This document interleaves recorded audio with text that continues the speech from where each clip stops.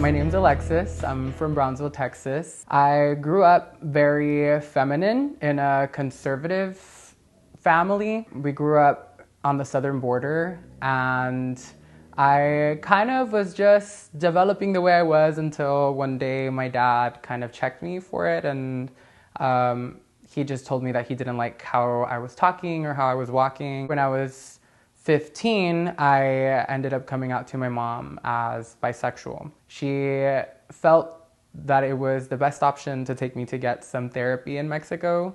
And so she took me through, I think it was like 7 months of conversion therapy. So she would just pick me up from school, and then we would just drive over to Matamoros is what it was called. So we kind of had a really long trip back. Sometimes it would take up to like 3 hours to cross back. And so I just told her when we were going back and forth that when I was 12, I felt so outcasted and confused, and like I was never going to be the son that they wanted. And I did make an attempt on my own life. When she heard that, it was like she saw me as her baby again. That was the last day that she took me to the conversion therapy. She wasn't like full support and like, yes, now you can have a boyfriend and go do all these things, but she did know where I was at and what I was doing, and she was a little more okay with it.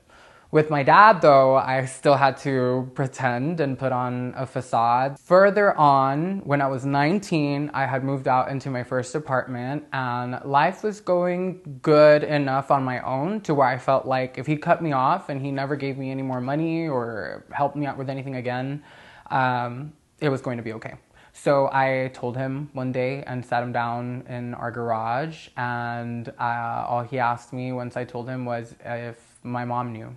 And I told him yes, and he just walked out of the room. He didn't speak to me for the next 3 months. 3 months later, he called me out of the blue, and he just said that he is already older and that he has his own beliefs, but he doesn't want to spend the last couple decades or whatever away from me, from his child, and that I'm always going to be his child, and that I'm going to have his support. So that was good. That went well. I had experienced very small community in Brownsville when it came to like the gay community. I moved out to San Antonio and stepping into a much bigger scene. So the first sense of community that I found wasn't exactly the best for me. I was very excited to be around so many more gay people, and I eventually ended up kind of picking up a sex addiction. And so eventually on that sex addiction journey, I ended up testing positive for HIV. After some time, maybe like 3 months, I still wasn't going undetectable, so it did go to AIDS status. Ever since I came out to my mom when I was in my teens, she made me start sharing my location with her on Find My iPhone. So she saw that I was at a clinic one day, and she met me outside the clinic when I was walking out, and she just asked me if I had AIDS, and I just said yes, and I kind of broke down for a moment, and she hugged me, and she told me she loved me, and that she was going to do everything that she could to make sure that I was okay. Now it's out. Now my mom knows. Now my dad knows. My siblings found out through them, and it just became the talk of the family. Eventually, over time, somehow they never figured out what was wrong or what the resistance was, but I did end up getting undetectable later that year. Between the coming out to my dad and the transition, I had found ballroom. There was like a little competition here in San Antonio. I stepped out, I met some friends, I did really well, and so I kind of found my first little healthy group here. And so then started my ballroom journey, where I'm starting to see more gay people in skirts and trans women. Kind of every time that I would see them, even being fully masculine and looking at them, I would tell them like, I have a feeling, like a thought, like I might want to transition. Eventually, I got the support from the community that I had, that they were the ones that really made me feel like no matter what you do, if you want to do it, if you don't, if you do it and change your mind and decide that it wasn't for you, like we're here for you, we support you. And I found this website online, and I had good health insurance, and I had an FSA card at the time. So I ordered my hormones, and I didn't tell anyone anything at all. 3 months in, I started growing breasts, and that's where it became apparent and people started asking questions. My friends took it well.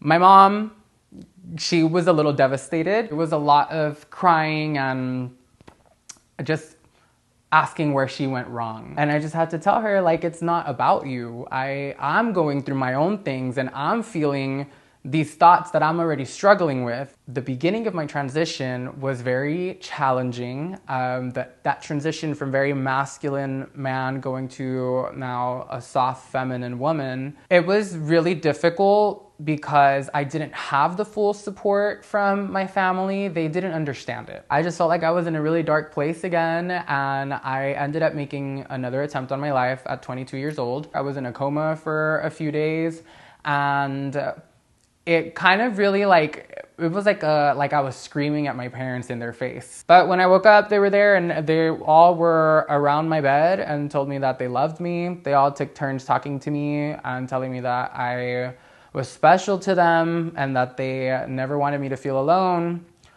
And so that kind of opened up the conversation of okay, so what's wrong? What are we doing wrong? What do you need from us to be able to live a happy life? And so it was a really long journey. It's still ongoing with some people in my family, but for the most part, my sisters see me as their sister. My brother sees me as his sister. And my mom sees me as her daughter. I think my dad is coming around. He's just taking a lot longer because he's very set in his beliefs.